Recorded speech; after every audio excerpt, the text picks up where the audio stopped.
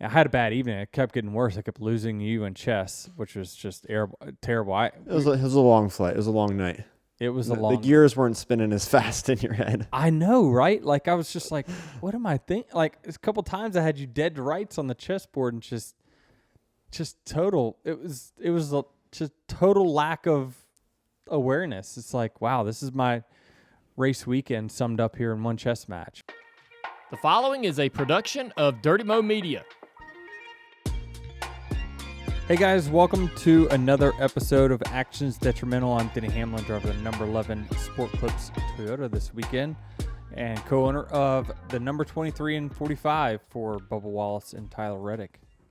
And I'm Jared Allen, number 560 in the Purple Vest Club, social media for Denny Hamlin and a few other drivers in the garage. Yeah, Sonoma. Sonoma was one I don't know if I was super looking forward to it. After Coda and realizing how much time I was falling off from Tyler Reddick and how much lack of speed I had versus Tyler Reddick, I don't know that I was super excited about it, but I do enjoy the process of getting better, and certainly I got quite a bit better as far as speed's concerned. Not necessarily execution, but man, these headsets are good. I don't know if you noticed, we've got some new headsets. I can hear you way better. Yeah, Logitech, their new Pro X2 Lightspeed headsets that we got here for the studio. They're actually the same ones I run on my sim for iRacing. So these are way better for sure. Getting a little practice in for this other road course we got coming up. I need to, apparently. The bad part about the Chicago road course is I heard the walls were even closer to the racetrack. So yeah, it's gonna be different than Sonoma, that's for sure. But speaking of Logitech, since you brought them up, let's jump on this bracket because fellow Logitech driver William Byron won the bracket, and I guess will be coming on this show as his reward. Yes, a reward. I'm not really sure, but so after the off weekend, so the following Monday, I guess after Nashville, we'll work it out with his people. But yeah, William Byron, the winner of the midseason bracket.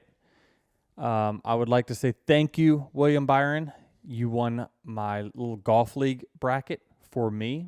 I had Willie B going the whole way.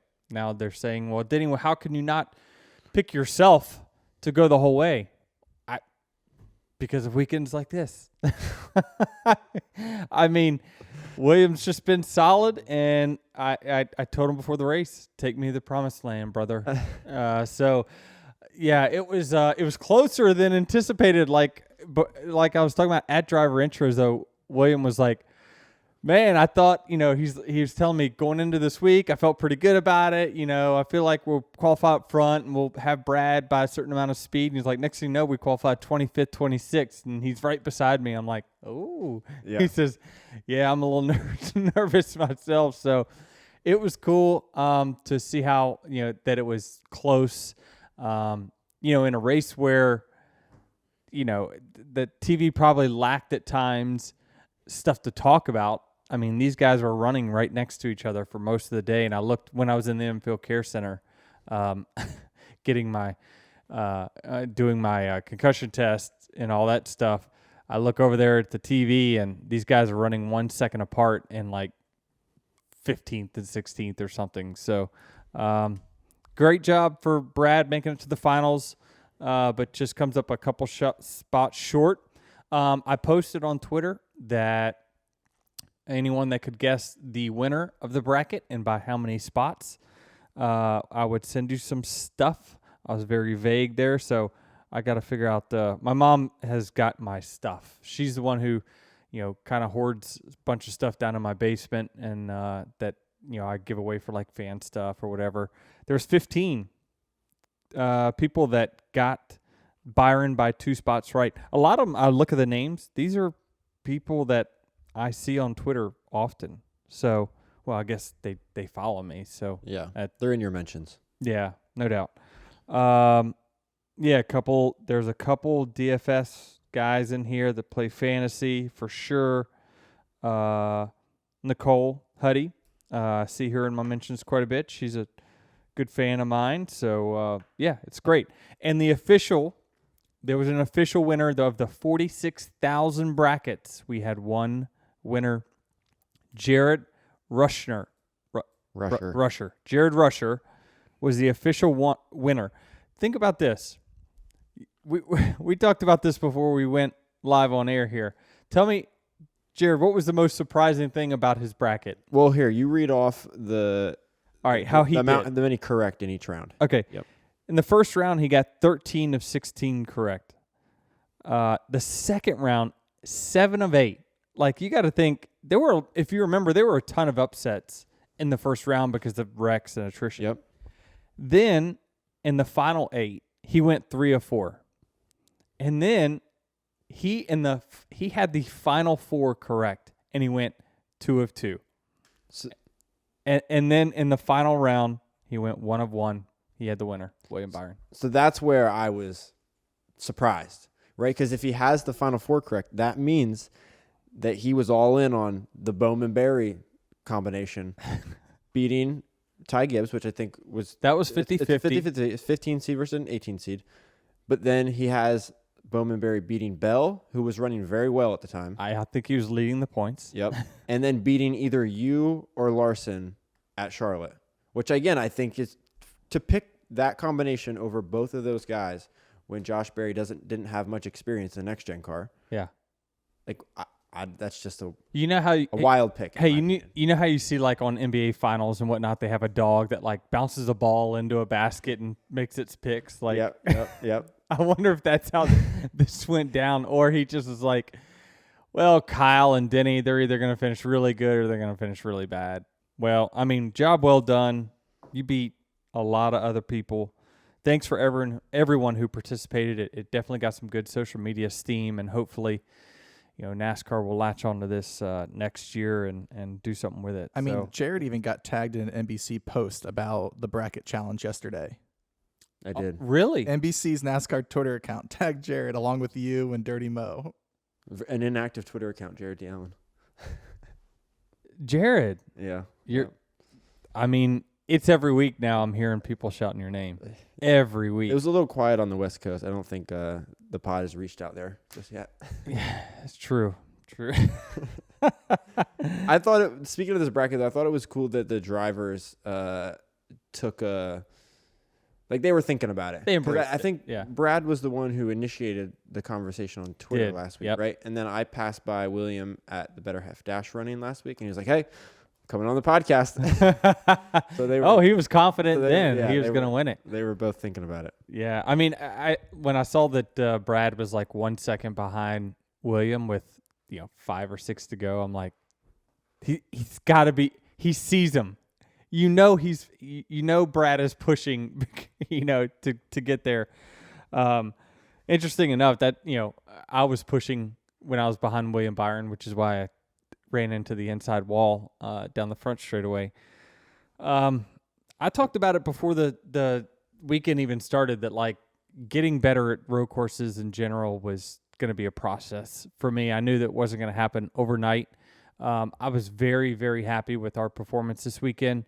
Obviously, we were, our lap times were good in practice. We weren't like top of the charts or anything, but we could tell that we had speed when I could hit it right. And then qualifying, we had 3 laps all in the 77 bracket, which is, only one that did that. And then we led 30-some laps and won a stage. So we didn't leave there with nothing. We did get 1 bonus point, which is like having 1 more spot up in the standings at the end of the regular season. But this is what kind of, I didn't expect it to go down like this, but this is kind of the process it takes, right? Is that, nailing 1 lap and nailing 110 is 2 totally different things. And I just,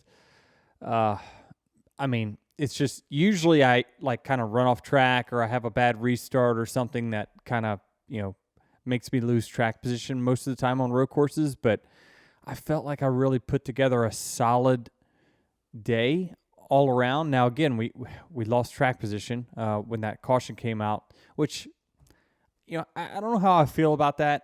I mean, listen, I know that NASCAR probably was dying for a caution during that time. Me and Truex had pulled away from the field for I think 12, 13 seconds. Yeah, It was a ways. I didn't put it this way. When we were leaving turn 11, I saw the other third place start to come off of turn 10. So it was a ways for sure. And are you saying you don't know how you feel about a caution being thrown? Well, it's right in the middle of yes, because for one, that pit road is different than other pit roads. There's no direct entryway for a car to end up on pit lane from the racetrack. So if you see a bunch of racetracks where you can spin off of turn 4 and then end up on pit lane, here it's completely blocked off. So no cars will be coming on pit lane. It's right in the middle of pit lane. It's right in the middle of a pit sequence which jumbles up the whole field. I mean, it certainly didn't do us any favors. But you got to think that, like, NASCAR has officials at the entrance of pit lane. They could perhaps say, nobody's coming. Somebody run out there and take 5 seconds to go get that tire. This is my CODA idea. But, like, even on, say IMSA or whatever, you have local yellows, right? Like, just create, hey, heads up, guys, there's a tire on pit lane. If cars are coming in, I get it, but, like, pit road we were was in a pretty pit cycle. Yes and no. Like, when you come to strategy at Sonoma, you don't see a bunch of cars coming at one time. It's a few cars every now and then. So I get it. I mean, I get it. You probably, to be consistent, got to throw a caution there, which they did. I just hate it because it took away our track position and obviously mired us back in 10th for the rest of the day.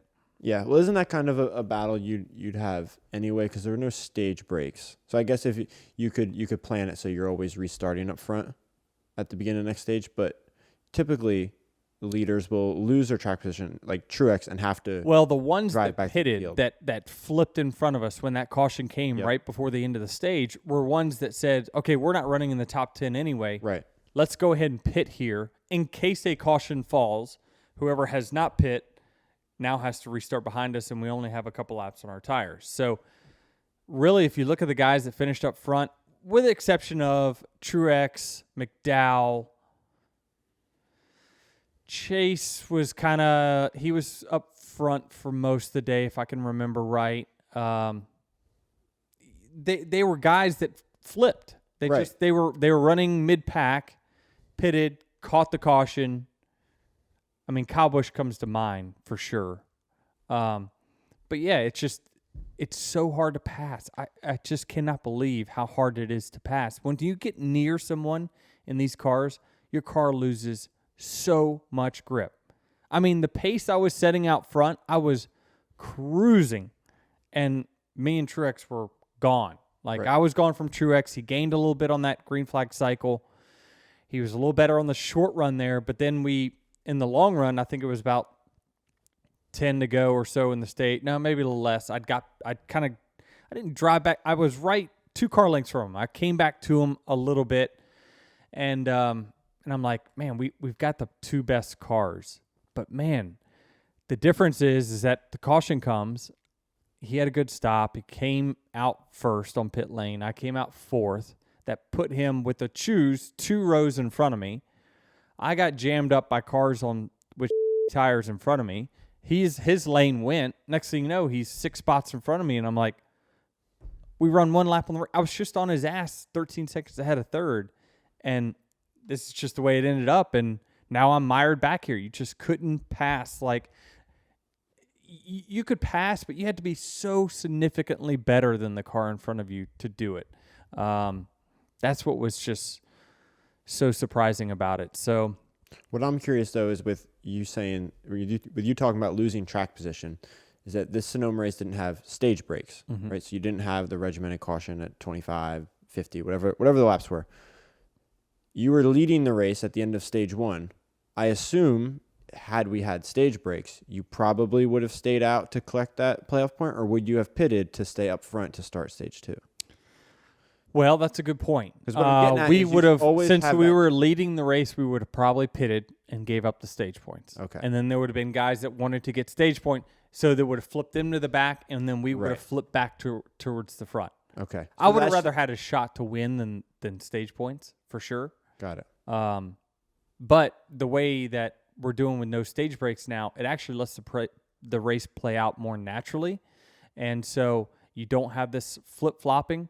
But the race has a potential to get boring. I mean, it does. I mean, you know, I know that Harvick was, one that really kind of advocated for this no stage breaks, and I totally get the reason for it, right? It allows you to determine your own strategy, which that's why those guys flipped that caution on us, right? Is they played a different strategy than we did, and it paid off.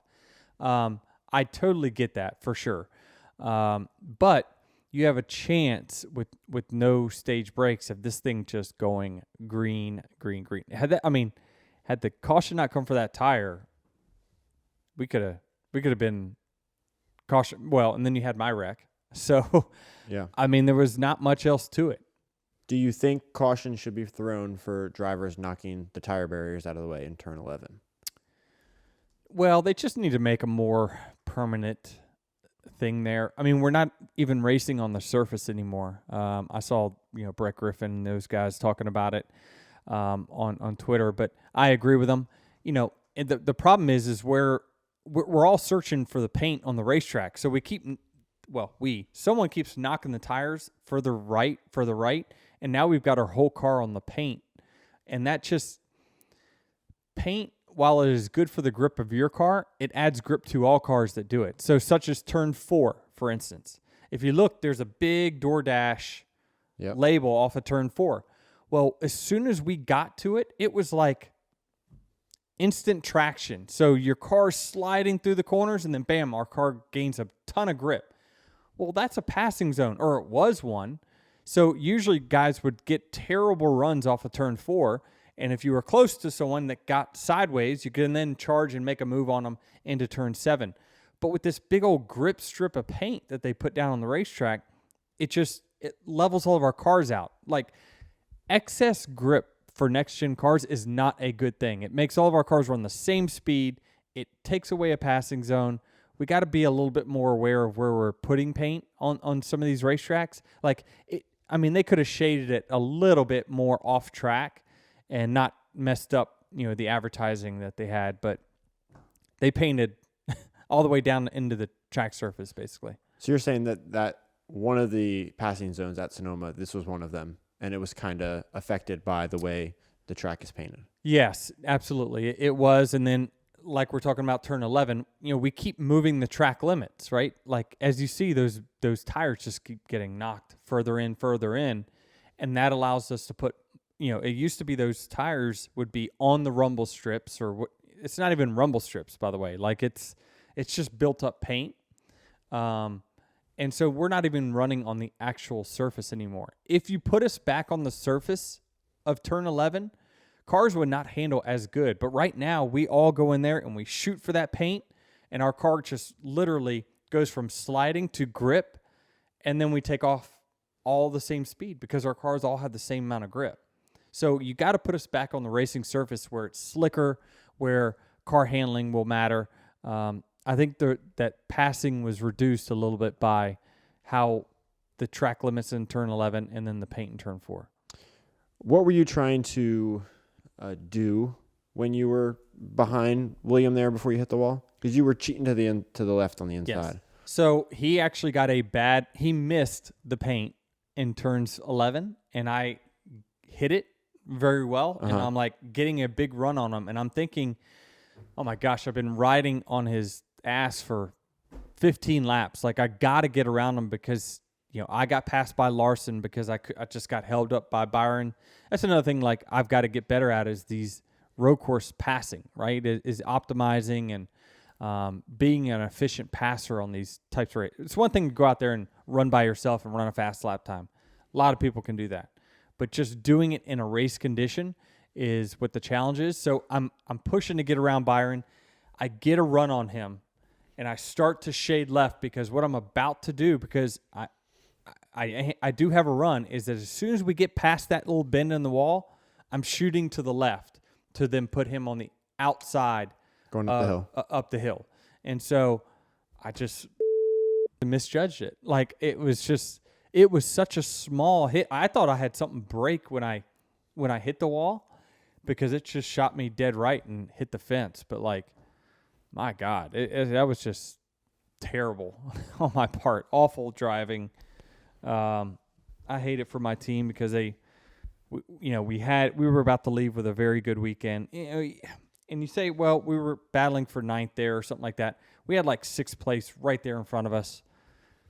I felt like we could easily got to sixth or seventh, somewhere in there, but just made a mistake, and I hate it because this is between Charlotte finishing last and here finishing last.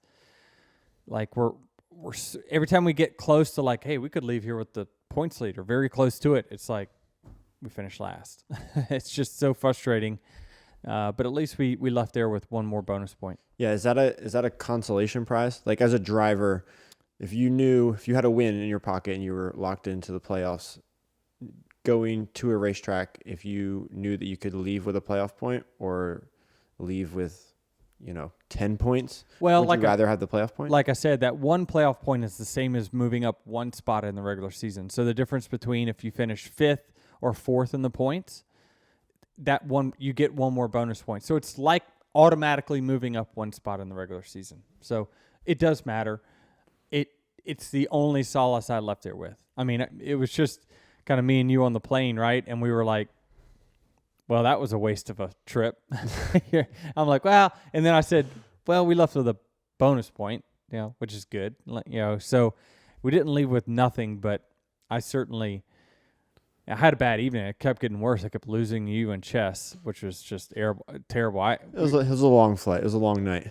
It was the gears weren't spinning as fast in your head. I know, right? Like I was just like, what am I thinking? Like a couple times I had you dead to rights on the chessboard and just total. It was just total lack of awareness. It's like, wow, this is my race weekend summed up here in one chess match. But, I hate it. Like, gosh, man, I'm so close to being where I want to be as a driver, and then I make a mistake like this weekend. It's just totally unacceptable. It's just got to get so much better. Well, being where you want to be, we'll get to Truex and his win here in a second, but the top 7 in points are separated by a total of 33 points. Being where you want to be, you're 8th and another 20 behind that. The reason it is because no one's dominating.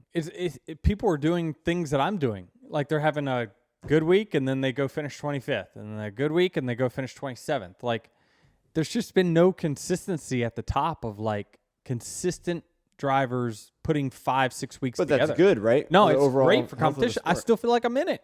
I still feel like, with like 70 positions worth of finishing over 2 weeks, I still feel like I'm in contention to get a very good regular season playoff standing, which is bonus points. So I love it that it's inconsistent. Yeah. Truex. Dominated. Consistent. And one thing about Truex, it feels like most of his wins come in this kind of fashion. Like he's good and he's just really good. Yeah, I saw a Twitter post and someone said that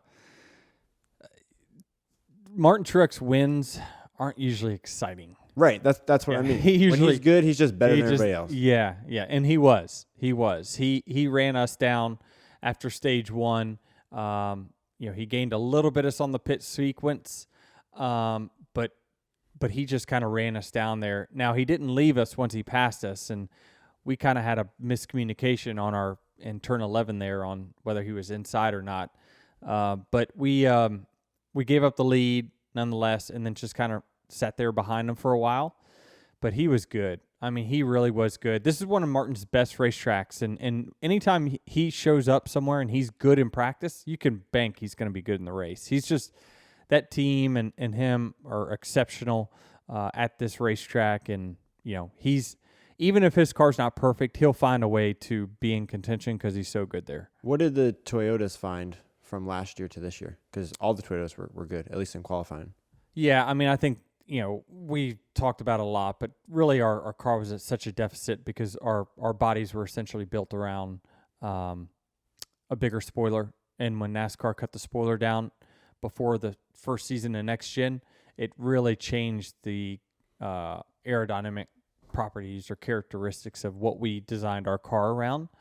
So we just had a body that was not very good, and while it paid some dividends on the bigger tracks, it was awful on the smaller tracks. And so we just got that. Everyone resubmitted a new front end for this year. All the manufacturers did, and we just felt like we submitted something that was a little bit better overall for us.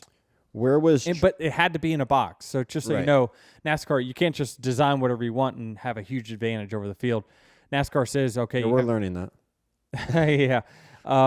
You have a box that it has to fit in with drag, which is essentially how fast it goes down the straightaway, and then downforce is basically how fast it goes in the corner. So NASCAR has a little box that says, okay, Ford, Chevy, and Toyota, you can't be any higher than this on drag, or you can't be lower than this on drag. You can't be higher than this in downforce, and all three manufacturers are within that little square. Where was Truex going into this race? Obviously, he's good at Sonoma because this is his fourth win there. But you had said that Tyler was the guy setting our benchmark for Toyota. Where was Martin in that mix? Yeah, I thought Tyler would have a better week for sure. I'm sitting here thinking on the first lap, I'm like, oh, God, I just hope I can get out in front of him and at least set my own pace. Mm-hmm. But I never saw him all day. I was looking on the pylon kind of as you're going off the turn 11 there and into turn 1. The pylon's right in front of you, so I'm kind of checking to see, who's running second, third, fourth, and just, I don't know. I haven't dissected his day. I haven't, got the team meeting here shortly, but he wasn't that strong. He wasn't that strong in practice either. It's not like Coda where if you look at the times, it was like, man, he's the guy to beat, no question. And then he qualified on the front row. You're like, he's going to be tough. But, I'm not really sure what it was or where his day got derailed. Again, when I was in the care center, I saw they put Tyler Reddick's car on the TV, and it says track limits. He has a track limit penalty, and I'm like, where in the hell could he have track limit? What? Did it go through the dirt and cut a corner or what? I didn't realize he cut a whole lap off. He just like, no, I didn't do that corner well. Let me do that again. And he went back into the pits when he had a flat tire. But certainly not the day they were hoping for sure. But you ask, where is Truex? Truex has always been one of the best road course racers that we've got at JGR. Him and Kyle have held the flagship for a while. Then you saw a transition where Bell started to really be good. I've never been the flagship road course racer at our team. I've always just kind of been the second best or third best at the time. But yeah, I think that he's exceptional at road courses. This one in particular, the high wear road courses is the one where Martin's skill set really shines through. Yeah, well, he's got 4 wine bottles at Sonoma now, so that's awesome. Do you drink those? That come from the track? Yeah. How do I know, Jared? I've never won there. Would you drink? I was looking at the pictures of his. Yeah, I would drink. I guess they fill up a huge wine glass and you just take a huge chug of it. Right, but then as part of the trophy, or at least the old trophy, you had a wine bottle. No, you don't drink that. Yeah, that's what I'm wondering. No. No. Just drink it and put it back. An empty bottle? Yeah. No. Do you drink it when your cure is over or something? Open it up then? You got to drink it at some point, right? No, it's part of the trophy. There's no liquid in it? No, there has to be. No, there is. Yeah. But listen, I won the Gillette Pro Glide 500. You ever shave with that thing in there? I won the Gillette Pro Glide 500 at Pocono in 2016, and I got a razor that's 2 foot tall by about a foot wide. The blades are massive. You think, do I shave with that? It would make it easy. One swipe and you're done. It would decapitate me. It is massive, Travis. It's freaking huge. That's like, hey, you got the Chevy Rock and Roll 400 at Richmond. I got a guitar. Do you play it? No, it's a trophy. You drink the Cokes out of the Coke machine. Yeah, it's different though. Hey, I want to give a shout out to Gateway on their badass trophy they had last week, which is why The cup. Yeah, it is so underrated. The mix of just beautiful silver and wood trophies. God, I love them. Oh, I want it. I saw that pre-race and I'm like, I just started salivating. I'm like, God, I want that trophy so bad. I want my 50th to come on like with a badass trophy. What is the best trophy in NASCAR, in your opinion? Oh gosh, I don't know. I don't know. I have to think about that for sure. One of the best, and it's actually doesn't fall into this. And don't say like Daytona or something like that. No. I was going to say California is one that I really wanted. Never going to get it, but at Fontana, I like the surfboard. Yeah, and that that one was cool. I don't know. There's quite a few of them that are awesome, but more silver, more gold, more wood combinations. That it just never gets old. Like if you see some of the biggest trophies in NASCAR, or really all of motorsports, like all the significant trophies like Borg Warner for Indy 500, right? It's just a big ass silver. That's kind of what the Indy one, or not Indy, Yeah. the Gateway one reminded me of in a sense. Yeah, it was cool. It's at Kyle Busch's house if we want to go check it out. While we're on the topic of road course racing, some news last week that Kamui Kobayashi will make his NASCAR debut for 23XI Racing in the number 67 car at the Indy road course in August. Yeah, this is a big one. Japanese-born driver, Kamui. He is extremely good. He was just at Le Mans. He's been a big part of Toyota's drivers for many, many years now, and he is a extremely good road course racer. So we're excited to see, and especially like, we're going to get to at least have a test with him. We haven't got to do that in the special, like, Travis Pastrana when we were out here in the middle of Mooresville Business Park trying to do launches. So he didn't stall the car on the first lap, driving the car during a qualifying session for the Daytona 500. We actually get to, there's a special waiver you get when you have a driver coming in. You get to do a test. So we'll take him and do some testing with him one time, and we're certainly excited for it. Toyota's excited for it. This is a big deal for both parties, 23XI to get to run their third entry again, and for Kamui and Toyota. So we're really happy, and obviously going to be excited to see how he does in that car. Yeah, what is the goal of something like this? Like, what are all parties trying to get out of it? Well, I think that all parties, it just kind of depends on who you are, for sure, right? You want to bring awareness to your manufacturer. Again, he's part of their driving program in other series. So coming over here, it just a Japanese-born driver. Like I really truly believe he has a chance to be successful doing this. So, for 23XI, it's continue to build out a third team and continue to get, build some player development there on that side.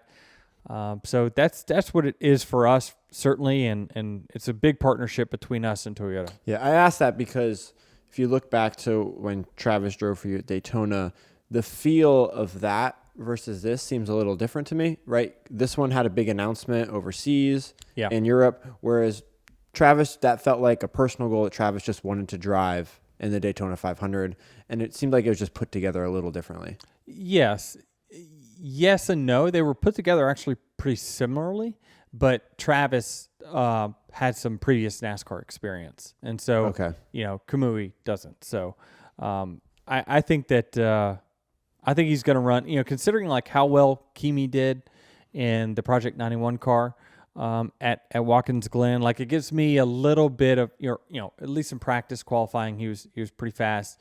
Like it gives me some optimism that like he might actually be pretty. Our cars are pretty good, so like he might be someone that could contend. I mean, contend for the win. No, probably not. But I would say that he could definitely be a top 10 guy. Is there a reason for the Indy road course versus something like Watkins Glen? Like, has Kamui seen turn one at Indy Road? I'm not really sure. Yeah, I'm not sure. I don't know the answer to that, to be honest with you. We're already going the wrong direction at Indy to begin with. So we hopefully this is the last time we're running that road course. Like, bring back the prestige of our majors, please. On to some Dear Denny. What would you want NASCAR to hold a race that has a time limit? Time limit. I would say no. We're not IMSA. Let's stop. Stop copying other sports. I mean, even F1. I guess they have a time limit, right? They have a time limit, but they have. That's when like it's red flagged and right, not racing. Right. It's 67 laps or 2.5 hours, whatever comes first, right? Correct. But they usually leave themselves some buffer time on that. I would say no. Just they need to, in my opinion, just kind of make the races.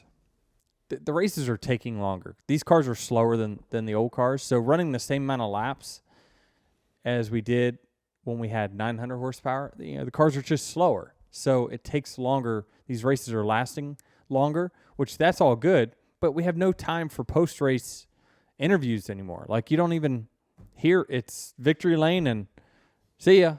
Think about when Noah and Ross had their beef. There wasn't this like extended conversation about it. So when you have a storyline, you lose it because you go to the next thing. So if you would have an extended, there's all that coverage. Look at Travis coming in with some good. Making that third mic useful. I know. I agree with you. Good job. That's right. I mean, exactly. And like then we could talk about, well, what does this mean for next week? Yeah. And so I just think that sometimes we're really relying on the fan to tune into shows like this or whatever to get the download on what's going on. Now, we want you to continue to do that, by the way. But I just think that, yeah, you do lose that when you don't talk about it, post-event. Yeah, no, I agree. I was just curious that if that decision to move away from that was fueled by some data that they might have had. Want to say thank you to Fox for their portion of the season. Definitely thought that we had some good stuff this year and some great analysts.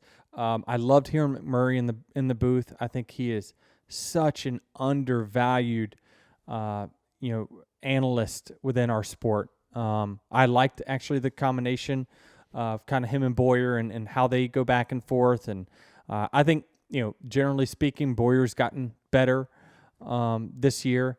I think Kevin Harvick will bring a huge valuable voice to our sport of someone that's been in the car in the last, he just got out of the race car. Now he's going to the booth next year. So, and Mike Joy's just a ton of knowledge in that guy's brain that he brings each and every week. So thank you to our partners in Fox for their portion. And don't forget, they're still going to be doing the trucks, and they're going to have Race Up and each weeknight as well. So make sure you continue to tune in.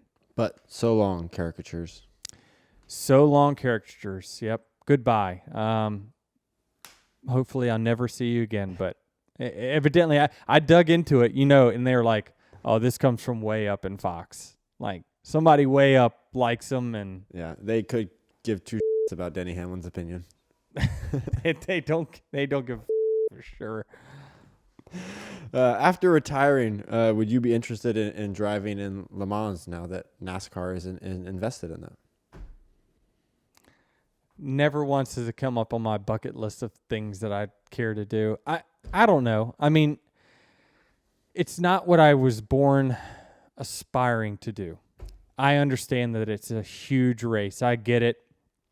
I've never been super into Le Mans, just simply because I just grew up in Virginia on, in go-karts on a dirt oval, and all I cared about was NASCAR racing.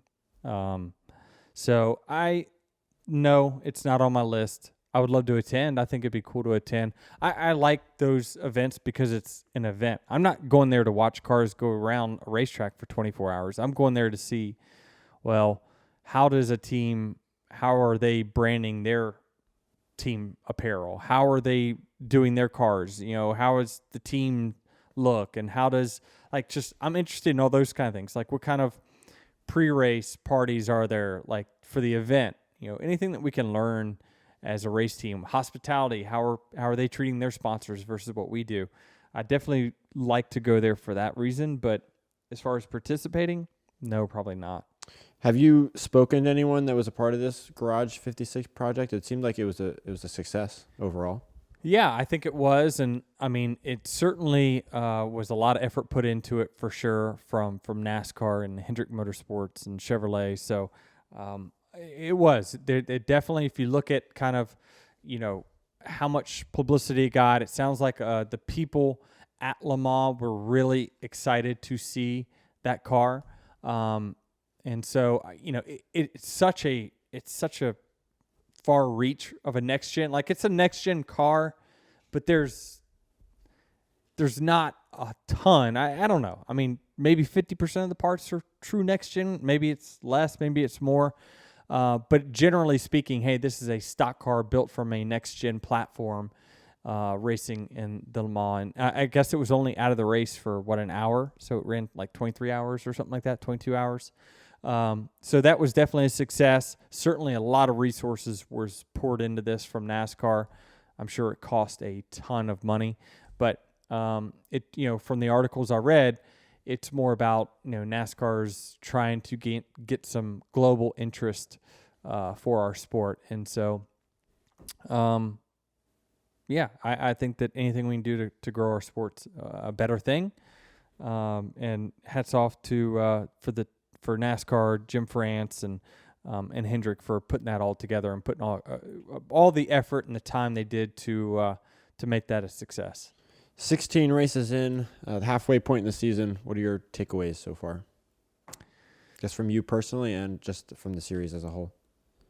My takeaways is there's, we talk about many times in previous seasons, we've already got like, who's the dominator? Who's going to dominate this week? Like, there's just not, we talked about it, like, there's just no one taking this season and grabbing it and saying, I'm the best week in, week out. I mean, there's a few that are, you talk about William Byron, Kyle Larson, who's consistently up front week in, week out. Now, this week they weren't, Larson didn't live up to kind of the hype of what we expected in the Cup race. Certainly in Xfinity, he dominated until he didn't. Lost track position, by the way, and that was it. He had almost a second on the field, but he got put back from leading to behind Eric Almirola in a Sieg Racing car. And Eric, by the way, did a fabulous job.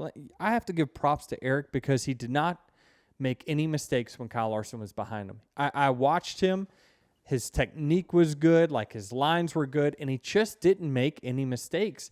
And he forced Larson to make a mistake to try to pass him. So Eric, shout out to him for that. That was awesome to see. But it shows how much your car slows down just when one other car is behind it. And Larson was pushing because he knew if he sat behind Eric 2 more laps, it was going to be, he just wasn't going to get there. He was going to heat up his stuff so bad he was going to lose time. So,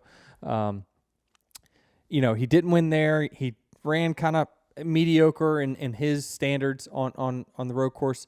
Hendrick cars in general weren't, they were pretty good. The 9 was pretty good. 5 passed me late in the run. 24 was not, but he improved for race day. But yeah, it was, I just haven't seen anyone be dominant on all racetracks, which is a good thing. It means that, each week there's ebbs and flows and you just don't know who's going to win on any given week. Yeah, it's an interesting takeaway compared to last year, right? You had a handful of different winners last year. This year, you've kind of got that same feel where anyone could win, but there's still a group of cars. Well, I say this: anyone can win of about 12 guys.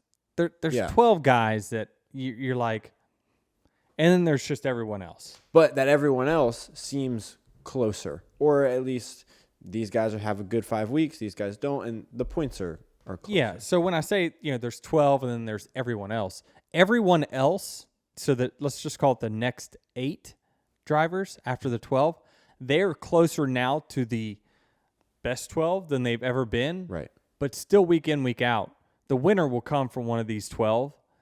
And unless the race flips up on its head because of strategy or a bunch of wrecks.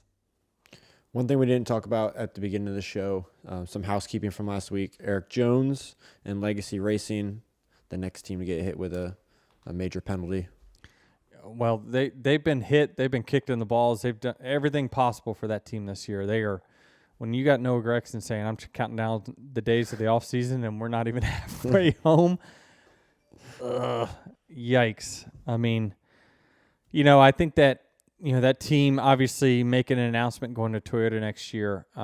Who knows what information they're getting and whether that information is even reliable anymore from whoever they have an alliance with. But it's been a tough year for them, no question about it. And then on top of that, now you got Noah that got out due to an injury. But thoughts are with Noah. Hopefully, he's got a couple week break now, and we'll see him back in Nashville. But I know it's been super frustrating. Noah and Eric are certainly better than what their performance and what they're showing right now. It's not on them. I don't think anyone at the team would say that we got a driver problem. That team has probably got the most upside when it comes to driver talent for results it's getting right now. And I know it's frustrating for them, but obviously there's light at the end of the tunnel for that team, and I think that they will get better. Yeah, how do you operate as a team now, knowing that you'll have a new manufacturer next year? Your only chance of making the playoffs is by winning a race. And you haven't even sniffed that. Right. So do you push the limits more and take the hits as they come? Like, how would you go about that? I don't know. I mean, what's your rallying cry? What within the shop? Like, what's your rallying cry of? We're getting better. We're going to be there by the end of the year. I don't know. You don't have any real results to back any of that up, right? Like, it's just almost like, guys, let's just try to get things solid so that way we're ready for a change next year, right? It's just it's a tough situation to be in because, if you do have an alliance with someone, certainly all these manufacturers and teams are so protective over what information they do have that if they know you're going away next year, I mean, it's likely they're not getting any information anymore. It's like rebuilding and tanking in another sport, except you don't get a draft pick at the end of the year. Exactly. And it's not intentional. Yeah. They're not trying to be bad. Right. So it's just but I like that you said that because it is a rebuild when you think about it. Yeah.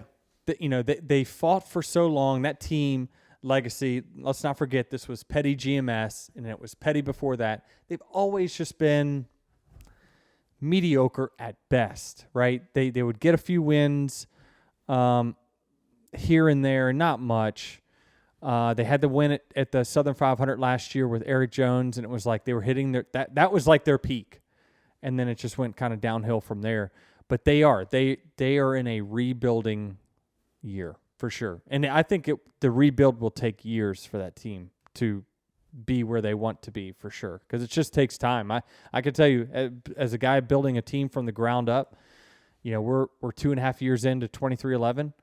I mean, we're still not where we want to be, but we're seeing results coming from hires we've made, decisions we've made with competition and management. Like, those are starting to show fruit and results. Yeah. So if your team 23XI wasn't winning, what are you what are you trying to take away from each day? If you're not performing on the racetrack, what can you take away? Just the small things in the shop, doing things right?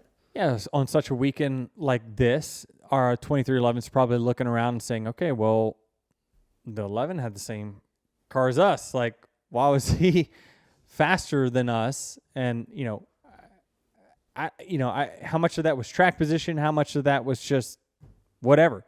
But then in the end, the 19 car was the best car. So as the 11, the 23, the 20, the 54, all of us are looking and saying, okay, what did the 19 do better than us? Why is Martin Truex so good at this racetrack? What do we need to learn from him versus what do we need out of our race car to be better? And then lastly, NASCAR put Stuart Haas's illegal part on show this week. So we're getting a little bit more of that transparency as the year goes on. Amen. That's a great thing. We pushed for it here many weeks ago on this show that would love to see the transparency in NASCAR, not only being transparent, but like explaining it. Like I love what they did explaining, saying, because if they just set the part out, it's still, no offense to you, Jared, but you don't know what the you're looking at, right? Like most likely. Right. You wouldn't know, right? But he's like, hey, look at this template. It fits this one. Look at this. It does not fit this one. And we can see the texture's different. So they made it themselves. It's not one of our pieces. So I love what they did there. It removes all doubt. Now, there's still doubt on like, were they trying to do that for performance? Now, I'll say this, that the hole being smaller like that, yeah, that's probably a performance gain. If you're going to build a counterfeit part, why would you build one with a smaller hole? Unless you were deliberately going for performance. But I could definitely see why that is such a easy part for you to manufacture as with all those machines you have, to where if it went on a pit car or a show car, you could just put it on there and it'd be easier. But why wouldn't you spec it to be the same size? Yeah. Listening to Jordan Bianchi and Jeff Gluck on the teardown last night, I thought it was interesting that they had mentioned NASCAR put some measures into place so they knew what their parts were versus what other parts were. Like our part has this little thing and yours doesn't. Like they were one step ahead of the competition. Yeah, and I just continue to applaud NASCAR on making these decisions, and because as a race team owner, I mean, the minute that they let something like this go, I mean, it screws our whole model that's already not good. Like it makes it even worse. And so they told us these were going to be the penalties. If you do this, we know it's steep, but you got to stop doing it. And we talked about it in the media center. Like, so I got asked, well, does publicly shaming the teams like NASCAR is doing, will that deter? And I'm like, hopefully, right? Like, you should be embarrassed if you do something like that. So hopefully, certainly there's conversations within Stuart Haas right now saying, okay, like that's not a good look for us. Is that the way teams in the garage look at each other? Like if Stuart Haas, manufactures a part, like is 23XI looking at them like, y'all should be embarrassed? No, I wouldn't say that. It's more, it's general public that is probably saying, what in the world are they doing? Why do they do this? Huh. Obviously, it could be for performance reasons, but it's more of a, all the teams know that, we're fighting to try to find 100th of a second here, 100th of a second there, because all the cars are so close in speed, which is why it's so hard to pass, which is why we're not making contact with each other at road courses anymore, because we can't get near to each other. Like the arrow it just makes it that tough to get near someone to make contact. And so I just think that this is what we got. Yeah, I feel like the penalties are getting to the point where they're enough of a turn. It is, in my opinion. Me too. too. If you're a team that's fighting for the bubble spot and trying to point your way in, a single penalty like this just takes you out completely. It does. Now, again, it certainly could win for like the 14 team or whatever. They could just get right back in the top 16 with the win. But I mean, the way they've been running it, that seems like a tall task. Yeah. You have any plans for the off week? Not yet. You don't like vacation. I don't. I'm not a vacation guy. It's just hard for me to tune out and turn off the phone and not have to answer emails and stuff. I feel like I'm missing out on decisions that need to be made, and the FOMO sets in. So, but I am going to try to take 4 days somewhere. I don't know where yet. When I get done with this, I'm going to take the rest of the afternoon and try to plan something. Where do Taylor and Molly like going? Obviously, they got anywhere right with now. water. They're fishes. They love swimming for sure. So I don't know. I got to figure it out. There's a few places I like, but definitely want to. I don't know if I want to try something new. Well, we'll be off next week. No show, but sorry guys, I need a break. The following week, we'll have William Byron. Yes. No. Is it the following week or the following week? I thought the following week. Our next show would include William. William, our people are going to get with your people, and William will be. Some people were taking offense to me saying William will be the first official guest. My mom, right, is the first official guest. Yeah. First, third, other than Travis over there. So, William, we got a great spot for you right here in the middle. I think that's where I would can't wait to grill you. And you know what I loved about it is that I told you guys, I says, it doesn't matter who wins, either Brad or William. There has to be a segment called "It's Not Too Late to Say I'm Sorry." So we're gonna have some deep conversation about some run-ins that we've had with each other or in the past. I mean, this is a big moment because this sets the tune for perhaps the second half of the season on this show, right? If William comes on here and it's a huge success and he enjoys it, then maybe other drivers will. I mean, maybe I could get some Hendrick Motorsports fans to tune in. What do you think? I think so. It's Think possible. it's possible? Okay. All right. Well, we're looking forward to it. Next time we are, it's the next time that we Correct. are on.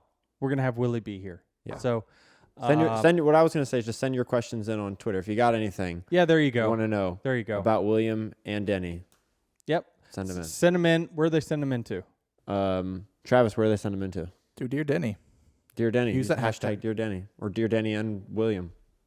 All right. Well, dear Denny, me and William next week or in 2 weeks, we will see y'all then after a race in Nashville that hopefully we get a dub and William finishes behind us. So tune in then. Everyone enjoy the off week. We're going to miss y'all next Monday. We'll see you in 2 weeks. And before you close your app, like, share, subscribe, all the social things. All that stuff, y'all. See ya. Check out Dirty Mo Media on Twitter, Facebook, TikTok, and Instagram.